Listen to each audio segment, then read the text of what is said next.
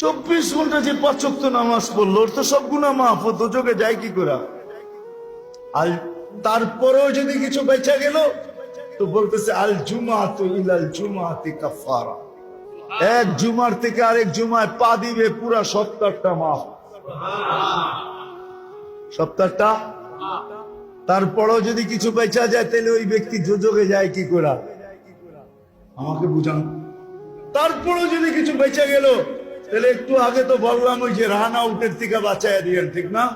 হ্যাঁ, রমজানে পা দিতে দেরি, রমাদান ইলা রমাদান কাফারা, রমজান থেকে রমজানে পা দিতে দেরি, পুরা বৎসরের গুনাহ মাফ হইতে দেরি হয়।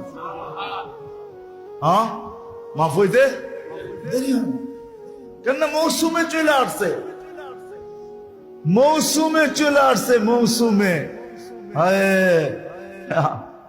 আমরা তো ভাবি না প্রত্যেক ইফতারির সময় আল্লাহ 70,000 লোককে জাহান্নাম থেকে মুক্তি দেন। হ্যাঁ, আপনি মনে করবেন 70,000 মুক্তি পায় নাকি? হ্যাঁ, হুজুররা খুব হাদিসে তো 70,000 আছে।